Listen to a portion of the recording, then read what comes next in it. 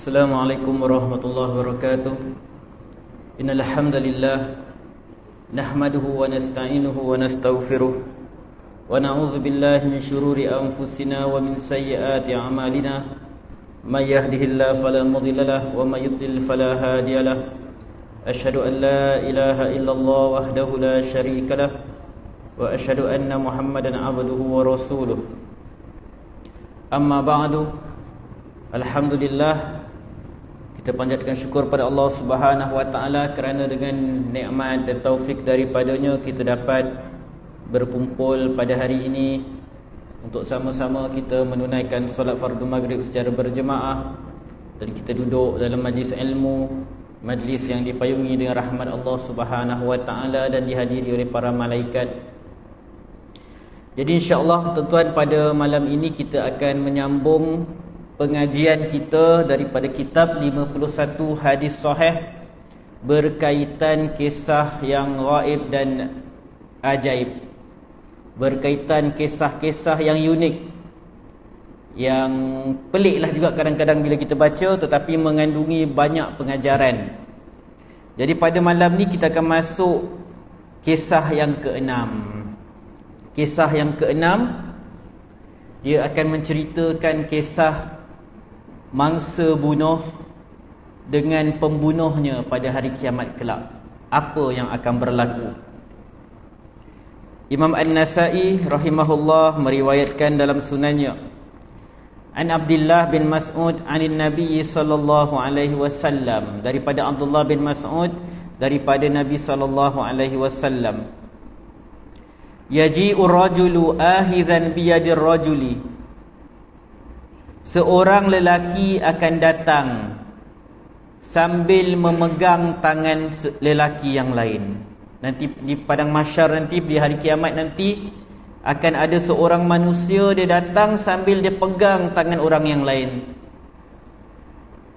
Fayaqul, lalu orang yang datang sambil pegang tangan orang lain tadi akan berkata, Ya Rabb, wahai Tuhanku, hadza qatalani, wahai Tuhanku, dia inilah yang telah membunuh aku, dia ni yang bunuh aku. Fayaqulullahu lahu, lalu Allah Subhanahu wa taala pun bertanyalah kepada yang dituduh tadi. Maksudnya yang dibunuh akan bagi tahu kepada Allah, orang ni yang bunuh aku. Dia pegang tangan pembunuh dia, ya Allah, orang ni yang bunuh aku. Allah tanya, kenapa kamu bunuh dia? Lalu orang itu pun menjawab, qataltuhu litakuna al-izzatu lak. Maka dia pun berkata, aku membunuhnya supaya segala kemuliaan menjadi milikmu. Maksudnya aku bunuh dia ni untuk menegakkan agama Islam.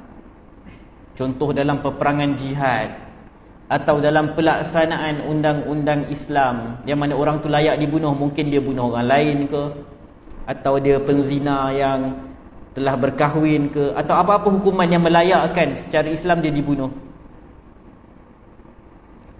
Lalu Allah pun menjawab, fayaqul fa innaha li, sesungguhnya kemuliaan itu memang milik aku. Jadi yang tadi, orang yang pertama tadi, dia nak mengadulah orang ni bunuh aku, tapi orang ni bunuh ada alasan. Contoh kalau tentera Zionis Israel nanti dia datang, tuan ni orang-orang Islam ni bunuh aku dalam perang, tapi dia dibunuh atas alasan yang munasabah. Lepas tu datang pula seorang lagi, wayaji'ur rajul, datang pula seorang lagi, ahizan biyadir rajul, datang pula seorang sambil pegang tangan orang lain pula. Dia mengadu benda yang sama, inna hadza qatalani, sesungguhnya orang ni dia bunuh aku. Lalu Allah bertanya soalan yang sama, lima qataltahu, kenapa kau bunuh dia? Lepas tu orang tu pun kata, litakunal izzatu li fulan, aku bunuh dia kerana nak menaikkan si fulan, kerana sebab si fulan, mungkin sebab-sebab yang lain. Maksudnya apa? Boleh jadi disuruh oleh pemerintah, disuruh oleh ketua dia, Kadang-kadang kalau yang gangster-gangster ni, pembunuh-pembunuh ni, dia pun tak tahu kenapa dia bunuh orang tu. Kayak contoh pembunuh bersiri, pembunuh upahan. Dia diupah untuk membunuh. Dia tak tahu pun kenapa dia disuruh untuk bunuh orang tu. Yang dia tahu, aku dibayar untuk bunuh orang ni. Itu yang dimaksudkan, maksud aku membunuh untuk kerana kemuliaan si fulan, kerana orang si fulan ni, dia yang bagi arahan. Dia suruh aku bunuhlah. Lalu Allah Subhanahu wa taala pun sebut, innaha laysat li fulan. Allah pun kata kemuliaan itu bukan milik si fulan. Fayabu'u bi ismih. Maka dia akan kembalilah dengan dosa dia. Dia akan dicampak dalam neraka dengan dosa dia. Dia membunuh manusia tanpa sebab yang dibenarkan oleh syarak. Jadi tuan-tuan, pembunuhan ada yang diiktiraf oleh syarak. Dalam peperangan jihad, kita membunuh orang yang terlibat dalam peperangan itu dibenarkan. Tetapi bukanlah bermaksud dalam peperangan kita boleh membunuh sesuka hati. Tidak juga. Kita tak dibenarkan membunuh kaum wanita yang tak terlibat dalam peperangan. Kita tak dibenarkan membunuh kanak-kanak. Jadi hatta dalam peperangan pun kita tak boleh membunuh sesuka hati. Nauzubillah min zalik. Kalau kita tengok perkembangan 2-3 hari ni, macam mana seorang anak kecil 6 tahun dibunuh. Apa salah dia? Apa dosa dia? Apa yang dia buat seorang kanak-kanak yang istimewa, yang ada masalah komunikasi? Apa salah dia dibunuh macam tu? Orang yang membunuh kanak-kanak tadi, dia akan dipertanggungjawabkan di akhirat kelak. Dan kita doakanlah semoga pihak berkuasa dapat tangkap orang tersebut. Dia mesti dikenakan hukuman yang berat. Sebab bila dia bunuh seorang dan dia menimbulkan ketakutan kepada orang lain, mak ayah pun nak lepaskan anak-anak bermain pun takut.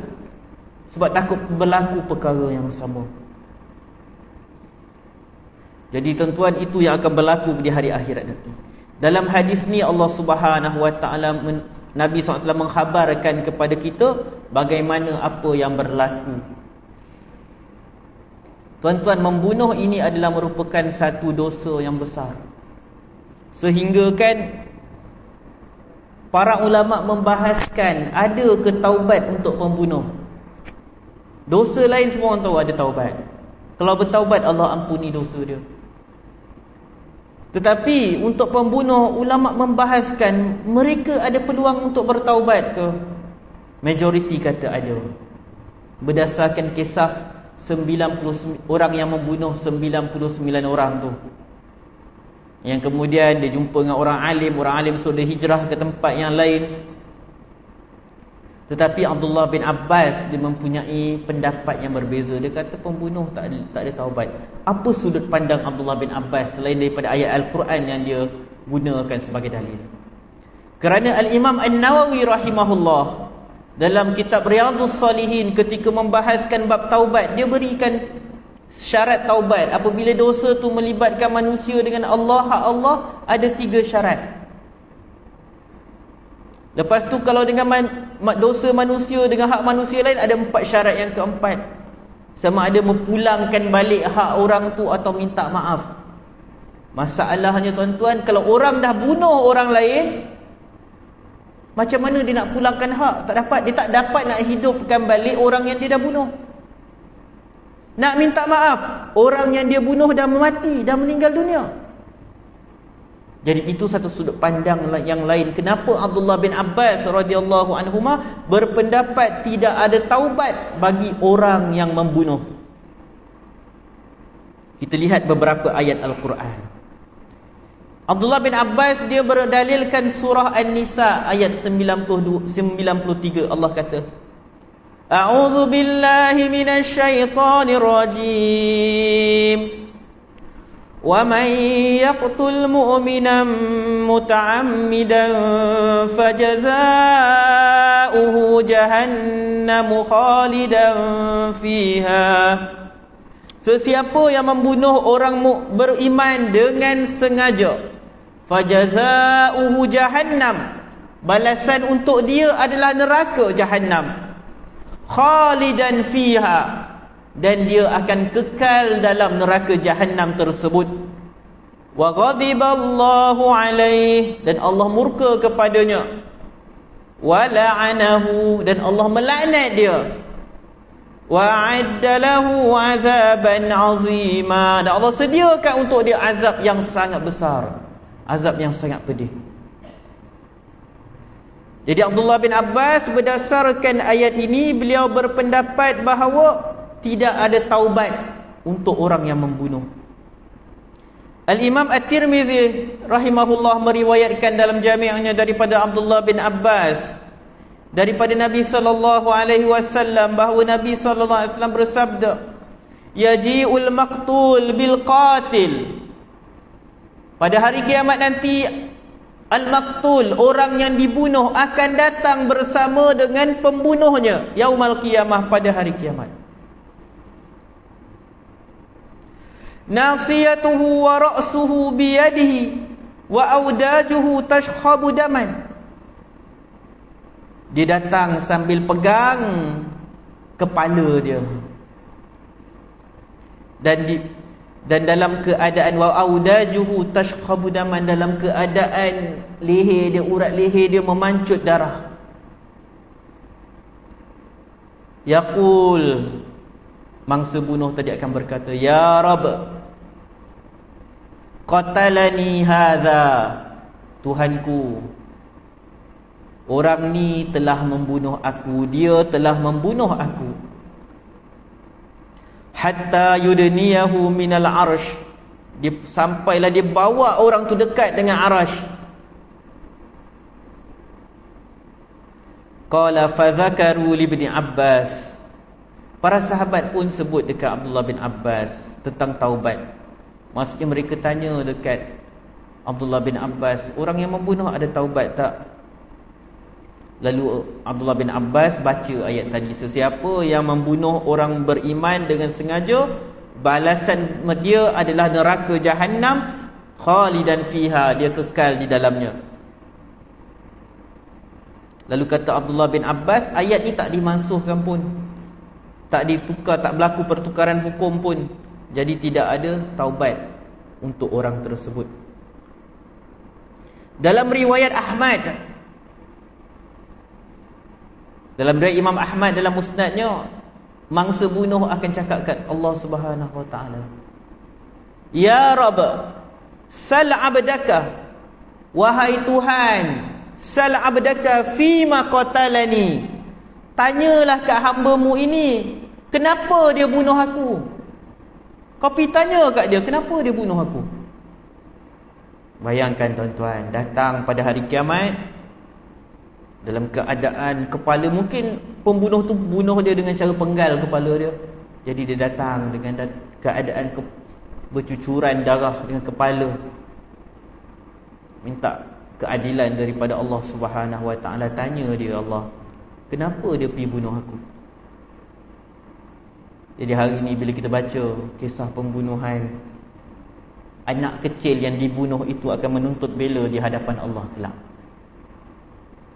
Anak kecil yang belum baligh, yang Allah, yang Nabi SAW dalam pelbagai hadis dengan pelbagai riwayat menjanjikan syurga untuk mereka. Anak kecil yang belum baligh, yang mereka diberikan peluang untuk membawa masuk ibu bapa mereka ke dalam syurga. Budak macam ni dibunuh, dia akan menuntut bela di hadapan kelak. Jadi orang yang membunuh, dia akan menghadapi masalah yang sangat besar. Dia akan bertemu dengan Allah Subhanahu wa taala dan akan dituntut keadilan untuk mangsa pembunuhan dia. Dekat dunia dia boleh lari, itu pun kalau dia dapat lari lah. Tapi dekat akhirat dia tak akan dapat lari. Mangsa bunuh akan bertemu dengan Allah Subhanahu wa taala. Allah tahu apa yang dia buat. Jadi itu adalah hujah Abdullah bin Abbas menyatakan tidak ada taubat untuk orang yang membunuh. Tetapi majoriti ulama menyatakan bahawa setiap segala dosa masih ada taubat. dalam surah Al-Furqan ketika Allah membicarakan tentang ibadur Rahman, Allah kata, siapa ibadur Rahman? Antara cirinya, wallazina la yad'una ma'allahi ilahan akhar wa la yaqtuluna an-nafsa allati harramallahu illa bil haqq wa la yaznun wa man yaf'al dhalika yalqa athama. Ibadur Rahman itu adalah orang-orang yang tidak meminta kepada selain Allah Subhanahu wa taala dan tidak membunuh nyawa yang telah Allah haramkan kecuali dengan hak kebenaran, hak yang Allah berikan untuk dibunuh, dan dia tidak berzina.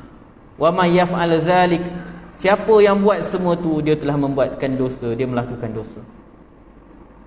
Yudha'af lahul 'adzabu yaumal qiyamah wa yakhlud fihi muhana. Akan dilipat gandakan azab untuknya pada hari kiamat dan dia akan kekal dalam azab itu. Tuan-tuan, azab untuk orang buat perkara ni adalah hukuman dia tak akan berlipat kali ganda daripada 1 jadi 2 jadi 3, tak, tapi hukuman berbeza-beza. Contoh rotan, sebatan kat dunia pun berbeza-beza. Sebatan untuk jenayah berat dengan jenayah komersial lain. Kau cikgu rotan kanak pelajar pun lain. Sekali rotan, dua-dua dapat kena sekali rotan, tapi berbeza cara rotan dia. Begitu jugalah azab di akhirat kelak, berbeza-beza bentuk pedih dia. Dan dalam ayat yang ke-70 Allah kata, illa man taba wa amana wa amila amalan salihah, kecuali sesiapa yang bertaubat. Jadi majoriti ulama berpegang kepada pendapat bahawa orang yang membunuh masih ada peluang taubat untuk dia. Dan itulah pendapat yang lebih tepatlah berdasarkan kisah orang yang membunuh 99 orang. Tetapi taubat satu perkara, tapi tuntutan keadilan oleh mangsa bunuh tetap akan berlaku. Kita nak lihat beberapa dalil berkaitan ni. Ada banyak ayat Al-Quran yang menceritakan tentang perkara ni. Daripada Aisyah radhiyallahu anha, Nabi sallallahu alaihi wasallam bersabda, ad-dawawin indallahi azza wa jal thalatha. Buku rekod amalan di sisi Allah Subhanahu wa taala ni ada 3 jenis buku rekod. Diwan la ya'ba'ullahu bihi syai'a, wa diwanun la yatrukullahu minhu syai'a, wa diwanun la yaghfiruhullah. Ada buku rekod yang Allah Subhanahu wa taala buat tak indah aja, macam ringanlah. Ada buku rekod yang Allah Subhanahu wa taala Allah tak akan tinggalkan sedikit pun, dan ada buku rekod yang Allah tidak akan ampuni. Fa ammad diwan, ada pun buku rekod yang Allah tidak akan ampuni, ialah fasyirku billah, ialah dosa mensyirikkan Allah. Sesiapa yang tertulis dalam buku rekod amalan dia mensyirikkan Allah Subhanahu wa taala, maka nescaya dia tidak akan diampuni dosa tersebut secara pasti, kecuali kalau dia mati dalam keadaan bertaubat daripada dosa syirik tersebut. Allah sebut dalam surah Al-Maidah ayat 72, innahu man yusyrik billah faqad harramallahu alaihil jannah. Sesungguhnya siapa yang mensyirikkan Allah Subhanahu wa taala, Allah telah mengharamkan untuknya syurga. Wa ammad diwan allazi la ya'ba'u Allahu bihi syai'a. Adapun buku rekod yang Allah Subhanahu wa taala buat tak indah, maksudnya Allah ringan benda tu. Fazulmul abdi nafsa, kezaliman. Fazulmul abdi, kezaliman seorang hamba terhadap dirinya sendiri. Fima bainahu wa baina rabbih, yang mana ia melibatkan antara isu dia dengan Allah Subhanahu wa taala. Min saumin yaumin tarakahu, min saumi yaumin tarakahu aw salatin tarakaha sama ada puasa yang dia tinggalkan atau solat yang dia tinggalkan, fa innallaha azza wa jal yaghfiru dzalika wa yatajawazu insya'a. Sesungguhnya Allah Subhanahu wa taala akan mengampuni kalau dia nak. Maksudnya dosa kita dengan Allah Subhanahu wa taala selagi mana tak melibatkan syirik, kalaulah kita mati tanpa bertaubat, dia bergantung kehendak Allah. Kalau Allah nak hukum, Allah hukum dengan keadilan dia. Tapi kalau Allah nak ampuni, Allah akan ampun dengan rahmat dia. Ini kisah orang yang tak bertaubat lah. Kalau orang bertaubat, memang Allah akan ampuni. Wa ammad diwanul ladzi la yatrukullahu minhu syai'a. Adapun buku rekod yang mana Allah Subhanahu wa taala tak akan biarkan, tak akan tinggalkan sedikit pun. Fazulmul ibad ba'duhum ba'da, adalah kezaliman para hamba antara satu sama lain. Al-qisasu la mahala, pasti akan berlaku qisas. Hadis riwayat Ahmad. Jadi tuan-tuan, kezaliman yang berlaku antara manusia sesama manusia akan berlaku pembalasan untuk dia. Nak tengok macam mana Allah Subhanahu wa taala sangat murka dengan kezaliman yang dilakukan sesama manusia, sesama hamba. Bukan maksud kita kena pandang enteng hubungan kita dengan Allah, dosa kita dengan Allah, tapi nak menunjukkan dosa kita dengan manusia ni sangat berat di sisi Allah. Allah marah dengan apa yang kita lakukan. Kalau mengambil harta manusia lain pun dah berdosa besar, apatah lagi kita pergi ambil nyawa orang lain. Kalau seseorang mencuri, dia masih ada peluang nak pulangkan. Kalau dia pecah amanah, dia masih ada peluang nak pulangkan harta.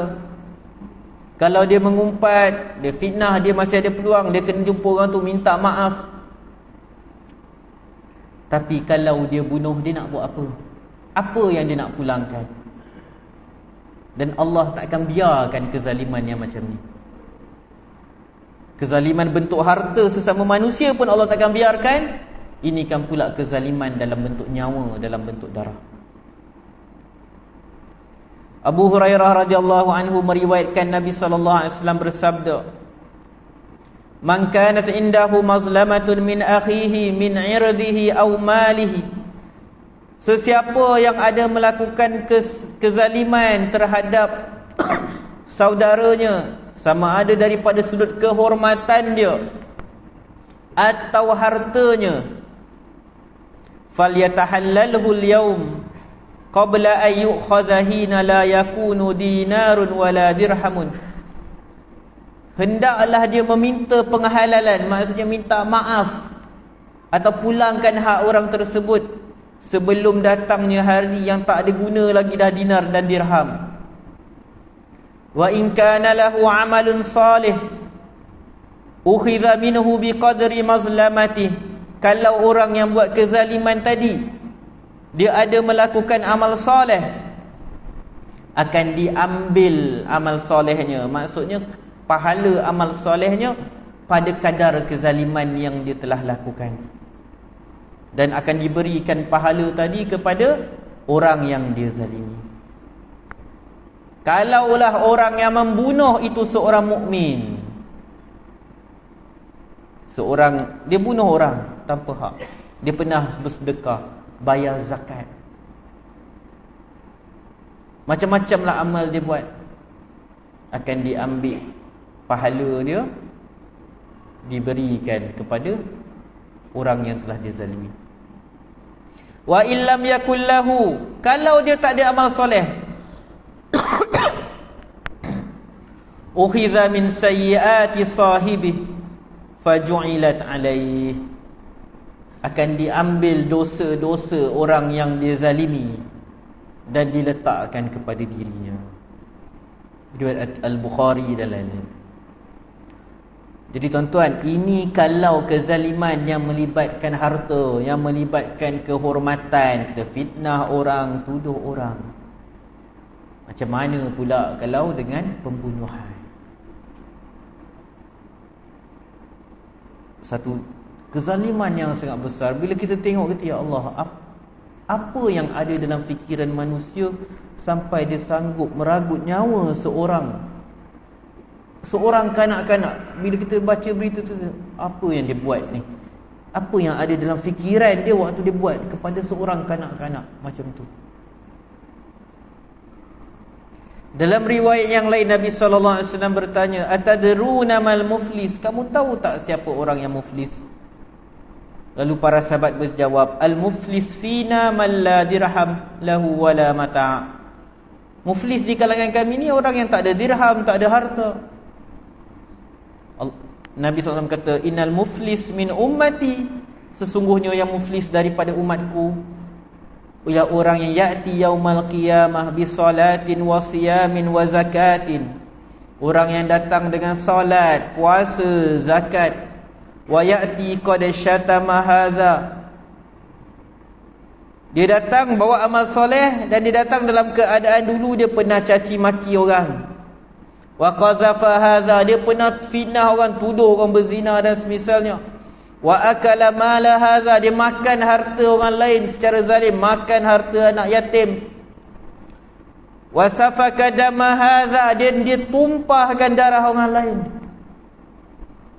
Tuan-tuan, kalau kat negara kita mungkin tak popular benda macam ni, tapi kalau dekat negara-negara luar, negara umat Islam lain, atau negara-negara sebahagian tempat, dia ada dipanggil honor killing, pembunuhan kerana kehormatan. Biasa mangsa dia anak-anak perempuan lah, atau orang perempuan. Kalau orang perempuan tu ada buat satu kesalahan, ialah mungkin orang tu terlanjur dan semisalnya berzina, tapi si bapa ke si suami dia tak ada hak nak bunuh sesuka hati dia. Ataupun kalau dia buat benda-benda yang mencalarkan maruah keluarga, contoh si perempuan nak kahwin dengan lelaki miskin misalnya, kat sebahagian tempat dibunuh perempuan tu kerana bagi dia macam menjatuhkan maruah keluarga. Dan na'udzubillah min zalik, kadang-kadang benda tu berlaku dalam dunia umat Islam. Alhamdulillah negara kita tak ada benda tu, pembunuhan atas nama kehormatan, maruah, dibunuh sesuka hati. Jadi kalau orang yang buat macam tu, boleh jadi dia lakukan amal soleh, dia beragama pada sudut yang lain, maka dia akan jadi orang yang muflis pada hari kiamat kelak. Wa daraba hadza, pukul, fayu'ta hadza min hasanatihi wa hadza min hasanatihi. Lalu orang yang melakukan kezaliman-kezaliman ni akan diambil pahala-pahala dia.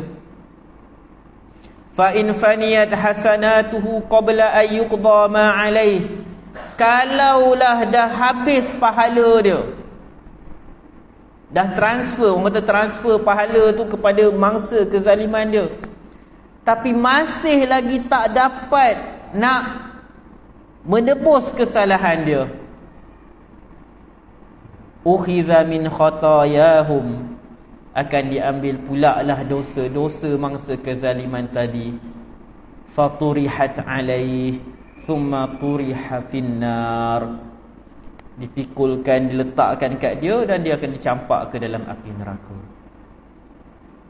Riwayat Muslim dan Ahmad. Jadi tuan-tuan, kezaliman sesama manusia Allah tidak akan biarkan. Tuan-tuan, jadi kalaulah kat dunia ni kita ditimpa kezaliman, mungkin kat dunia kita tak dapat keadilan. Mungkin bila dibawa ke mahkamah, bukti kita tak cukup, maka orang yang menzalimi kita terlepas.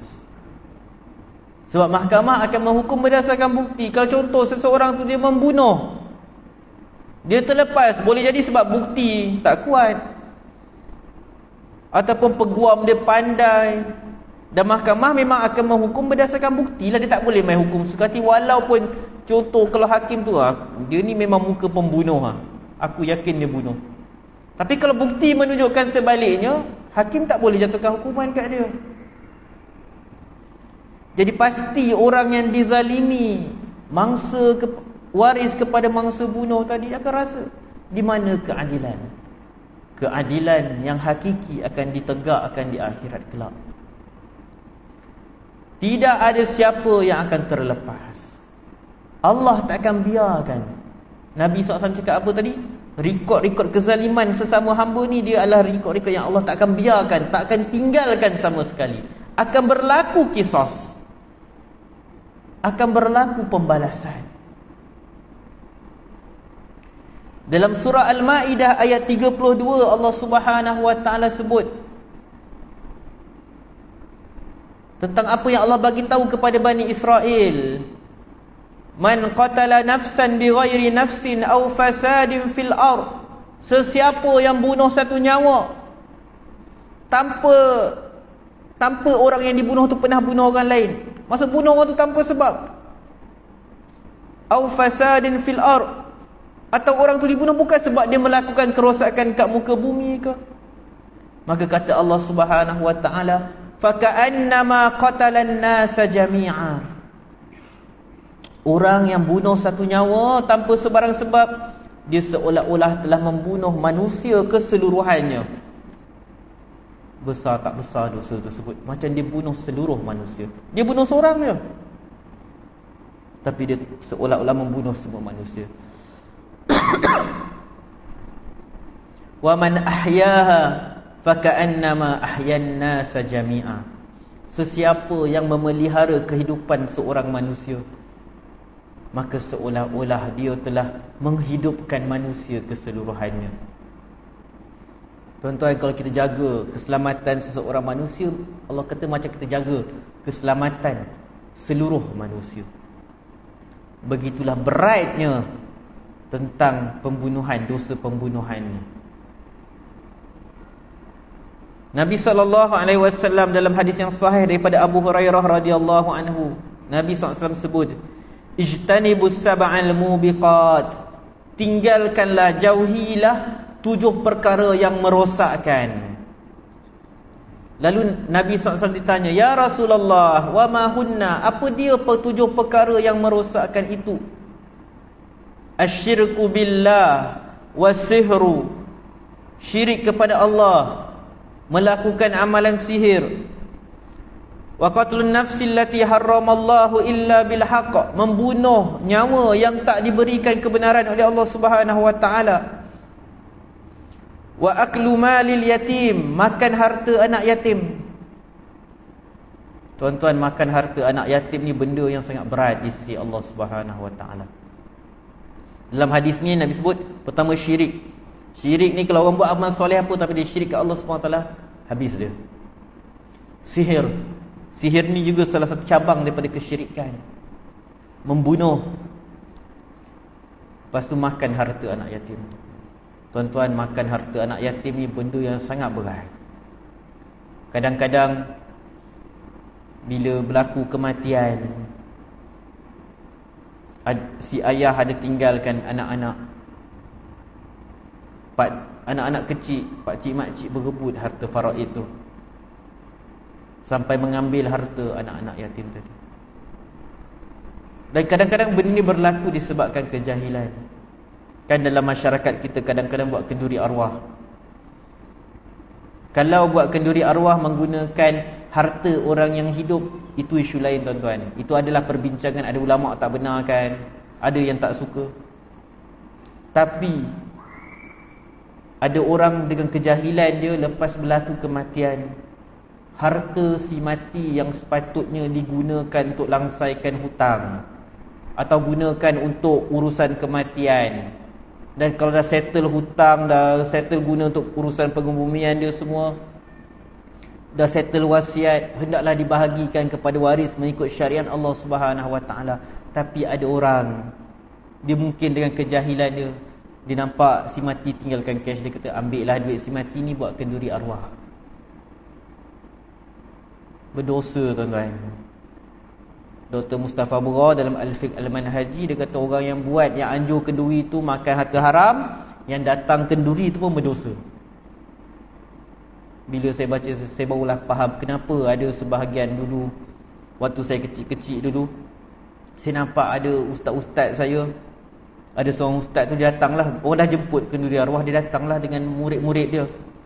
Tapi bila makan-makan dia orang tak makan. Bila tanya, bila dah besar-besar, mungkin dia orang takut. Dia orang takut makanan tu daripada duit siapa. Takkan nak tanya pula ni duit siapa. Dia orang takut sebab masyarakat tak tahu. Tak boleh diambil duit si mati tu untuk buat kenduri. Sangat tak boleh. Kalau kita nak niat sedekah untuk si mati, kita guna duit kita. Kalau lepas dah agihan faraid, dah dapat harta masing-masing, lepas tu dah dapat masing-masing punya hak, betul tak? Tak apalah, duit yang aku dapat ni aku nak sedekah untuk si mati. Tu tak apa. Tapi belum lagi dibahagikan, tiba-tiba diambil harta si mati untuk buat kenduri arwah. Haram hukum dia. Hatta kalau tak ada anak-anak kecil pun tetap haram makan harta yang batil. Nak buat satu benda dengan tujuan untuk sedekah atau sampaikan pahala pada si mati, rupanya kita buat benda haram. Na'udzubillah min zalik. Jadi kena jaga-jaga, dia dosa besar. Apa yang Nabi SAW sebutkan dalam hadis ini adalah dosa-dosa besar. Wa aklur riba, makan riba. Wa tawalli yaumaz zahfi wa qazful muhsanat al-ghafilat al-mu'minat. Maka riba, melarikan diri daripada peperangan dan menuduh wanita beriman berzina, itu semua adalah dosa besar. Jangan kita main-main dengan dosa-dosa ini. Dalam riwayat yang lain dari Imam Al-Bukhari, Nabi SAW sebut, man hamala alaina silah, sesiapa yang menghunus senjata ke atas kami, falaisa minna, bukan daripada kalangan kami. Siapa yang hunus senjata, belum bunuh lagi, kata Nabi SAW dalam hadis sahih, siapa yang hunus senjata dia ke atas kami, dia bukan daripada kalangan kami. Macam mana pula dengan bukan setakat hunus, dah bunuh dah. Besar sangat dosa orang yang melakukan pembunuhan. Dalam hadis yang lain yang sahih dari Imam Al-Bukhari lagi, kata Nabi SAW, awwalu ma yuqda bainan nas bid-dima, perkara pertama yang akan diputuskan pada hari kiamat antara manusia adalah isu darah. Sebab dia isu yang sangat kritikal. Dalam banyak kezaliman-kezaliman yang berlaku sesama manusia, kezaliman yang melibatkan darah adalah perkara yang sangat kritikal. Dalam hadis yang lain, Nabi SAW bersabda, la zawalud dunya, hancur binasanya dunia ini, ahwanu indallah, lebih ringan di sisi Allah Subhanahu wa taala, min qatli rajulin muslim. Lenyap hancurnya dunia ini lebih ringan di sisi Allah daripada terbunuhnya seorang muslim. Hadis riwayat An-Nasa'i, hadis sahih. Jadi tuan-tuan, kita rasa musnahnya dunia ni dah teruk sangat, tapi di sisi Allah, terbunuhnya seorang muslim itu lebih berat daripada musnahnya dunia ini. Daripada Abdullah bin Abbas, dia berkata, lamma nazara Rasulullah sallallahu alaihi wasallam ilal Ka'bah, ketika Nabi sallallahu alaihi wasallam tengok Kaabah, baginda sallallahu alaihi wasallam berkata, marhaban biki min baitin ma a'zamak wa a'zama hurmatak. Marhaban. Nabi SAW kata apa? Marhaban, selamat datang wahai Kaabah. Betapa agungnya engkau, betapa mulianya engkau, betapa mulianya kehormatan engkau. Tapi kata Nabi SAW, walal mu'min a'zamu indallah hurmatan minki.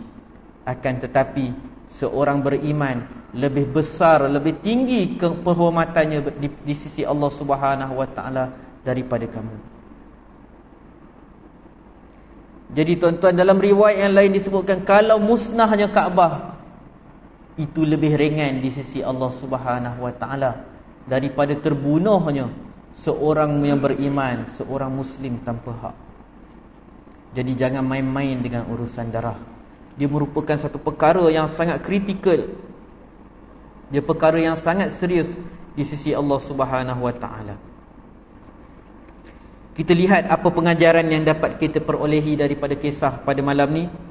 Pertama, jiwa, nyawa manusia di sisi Allah Subhanahu wa taala adalah terpelihara. Tidak boleh dilakukan, bukan sekadar pada nyawa, pada kehormatan dia, pada maruah dia, pada harta dia, kecuali dengan hak-hak yang diberikan oleh Allah Subhanahu wa taala. Akan tetapi bagi para mujahidin yang menumpahkan darah musuh-musuh Allah Subhanahu wa taala, yakni mereka berperang kerana Allah Subhanahu wa taala dan demi meninggikan kemuliaan agamanya dan kemuliaan Allah Subhanahu wa taala, maka mereka akan mendapat ganjaran di akhirat kelak. Jadi orang-orang kita memang tak disuruh membunuh, tetapi akan ada saat-saat tertentu kita terpaksa apabila dalam peperangan.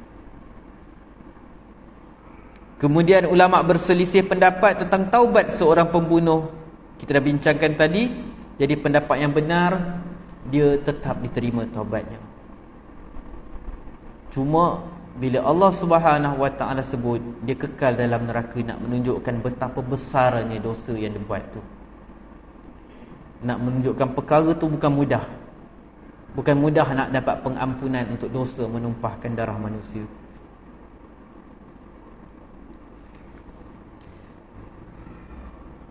Dibayangkan macam mana kalau inilah hukuman yang Allah Subhanahu wa taala berikan kepada manusia yang membunuh seorang manusia yang lain. Maka bagaimana pula dengan orang yang membunuh ribuan manusia, ratusan manusia? Tuan-tuan, hari ini kita lihat saudara-saudara kita di Gaza, di Palestin dibunuh macam tu sahaja. Dibom kediaman mereka, dimusnahkan, disuruh berpindah. Lepas tu bila dah pindah tempat mereka baru datang pun dibom juga. Bayangkan kalau satu nyawa je dibunuh, Allah akan tuntut balas. Macam mana dengan ribuan, ratusan nyawa yang ditumpahkan darah mereka begitu sahaja? Orang yang melakukan kezaliman itu akan menerima pembalasan yang sangat teruk di hari akhirat kelak. Orang kafir yang membunuh saudara-saudara kita kat Palestin tu, mereka dah dosa besar dengan kekafiran mereka, dan mereka akan dikenakan azab yang sangat berat di atas tindakan mereka menumpahkan darah saudara-saudara kita. Kita jangan rasa macam mana dunia ni, saudara-saudara kita dibunuh tetapi tidak ada siapa yang membela. Allah Subhanahu wa taala tidak akan biarkan. Allah takkan biarkan nyawa saudara-saudara kita begitu sahaja. Allah pasti akan membalasnya.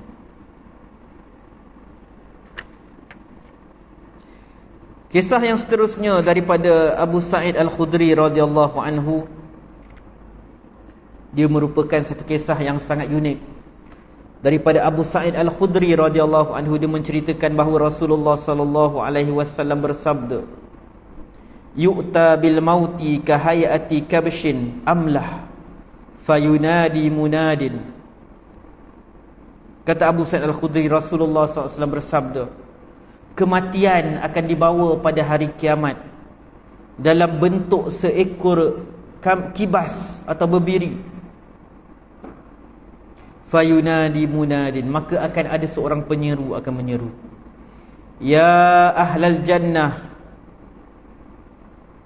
wahai penghuni syurga. Fayashra'ibuna wa yanzuruna, maka mereka ni akan mendongak-dongak kepala mereka dan melihat. Kita berhenti sebentar tuan-tuan untuk azan.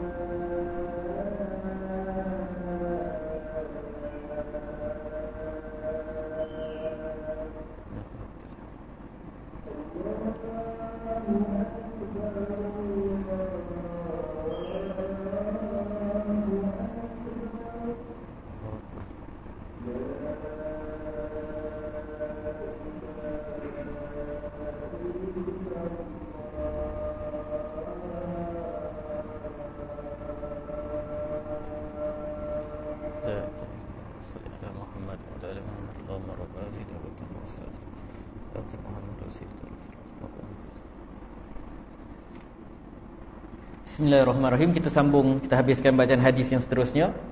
Daripada Abu Sa'id Al-Khudri radhiyallahu anhu, Rasulullah sallallahu alaihi wasallam bersabda, "Yu'ta bil mauti ka hayati kabshi amlah." Maut akan dibawa dalam bentuk seekor kibas pada hari kiamat nanti. Lalu seorang penyeru akan memanggil ahli syurga. Lalu ahli syurga akan mendongak untuk melihat. Fayaqul, lalu orang yang menyeru tadi akan bertanya, yang menyeru tadi akan bertanya, hal ta'rifuna hadza? Dia akan bertanya pada ahli syurga, adakah kamu tahu apa benda ini? Fayaqulun, maka ahli syurga akan berjawab, na'am hadzal maut. Ya, ini adalah kematian. Wallahu a'lam macam mana Allah datangkan kematian dalam bentuk seekor kibas. Wa kulluhum qad ra'ahu, maka semua ahli syurga telah melihat kibas tadi. Summa yunadi ya ahlan nar, kemudian dipanggil pula, wahai penghuni neraka. Fayashra'ibuna wa yanzurun, lalu penghuni neraka pun mendongak-dongak dan melihat-lihat. Lalu dia tanya, hal ta'rifuna hadza? Dia tanya, kamu tahu tak apa benda ni? Kambing kibas ni tadi? Maka ahli neraka pun jawab, na'am hadzal maut. Benar, kami tahu ini adalah kematian. Wa kulluhum qad ra'ahu, maka semua penghuni neraka pun dah nampak kematian tadi. Fayuzbahu, kemudian kematian itu pun disembelih. Macam pelik kan cerita pada hari kiamat. Kematian akan datang dalam bentuk seekor kambing kibas, lalu disembelih. Summa yaqul, kemudian lepas disembelih kematian tadi, dia macam satu simbolik. Summa yaqul ya ahlal jannah, penyeru tadi akan sebut, wahai penghuni syurga, khuludun fala maut, kekallah kamu dan tidak ada kematian lagi dah lepas ni, sebab kematian dah mati. Dia macam simbolik, lepas ni tak ada kematian dah. Wa ya ahlan nar, khuludun fala maut, wahai penghuni neraka, kamu akan kekal dalam neraka dan tidak ada kematian dah. Kamu tak akan mati. Mungkin orang neraka kata tak apalah, nanti aku mati tak ada kena azab dah. Dah tak ada mati dah lepas ni. Summa qara'a, kemudian dia pun baginda SAW pun membacakan ayat daripada surah Maryam ayat 39. Dalam riwayat Ibn Umar disebutkan, fayazdadu ahlul jannah faraha ila farahihim, lalu bertambah penghuni syurga bila dengar macam tu, dah tak ada kematian, maksudnya kita akan hidup selama-lamanya duduk dalam syurga, bertambahlah kegembiraan penghuni syurga. Wa yazdadu ahlun nar huzna, maka penghuni neraka pula bertambahlah kesedihan kepada kesedihan mereka.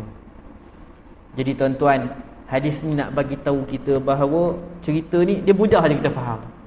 Dekat neraka, kat syurga nanti tak ada kematian dah. Yang mati kita waktu kita hidup kat dunia. Hidup kat dunia kita mati. Tapi kematian bukan satu penyelesaian. Ada orang sangka bila mati selesailah masalah dia. Tu yang ada yang ambil keputusan bunuh diri, tak selesai masalah. Kematian ni kata Imam Al-Qurtubi dalam At-Tazkirah, dia hanya satu perpindahan daripada satu alam ke alam yang lain. Dia hanya satu perubahan keadaan pada keadaan yang lain. Dia bukan penyelesaian masalah. Lepas kita mati, kita akan ke alam barzakh. Lepas tu kita ke alam akhirat. Lepas ke alam akhirat, dah tak ada kematian dah. Maka penghuni syurga bila dengar tak ada kematian, dia gembiralah. Dia kata okey, maksudnya akan kekal lah dalam syurga selama-lamanya. Tapi penghuni neraka bila dapat tahu dah tak ada dah kematian, bila mereka orang kafir, mereka tahulah habislah. Azab mereka akan berterusan selama-lamanya dan tidak akan berhenti. Mereka tidak akan mati sama sekali. Jadi tuan-tuan, bila kita baca hadis ni, kita kena faham. Jangan sebab kita nak dapatkan kegembiraan dalam kehidupan yang sementara ni, kita menggadaikan kegembiraan kita yang akan selama-lamanya. Malangnya kita sebab kita nak gembira, nak enjoy kejap, kita buat maksiat. Kita tak nak taubat. Malang kita sebab kita nak kesenangan kat dunia, kita pergi jumpa bomoh, buat syirik. Mati tak sempat bertaubat daripada dosa syirik. Kat mana tempat kita tuan-tuan? Kita nak dapatkan sedikit habuan dunia, kita buat dosa yang sangat besar. Sedangkan balasannya kesengsaraan selama-lamanya di neraka Jahannam. Nauzubillah min zalik. Semoga Allah Subhanahu wa taala masukkan kita ke dalam syurganya dan kita diberikan nikmatnya di syurga yang berterusan tanpa berhenti. Subhanakallahumma wa bihamdik, asyhadu an la ilaha illa anta, astaghfiruka wa atubu ilaik. Assalamualaikum warahmatullahi wabarakatuh.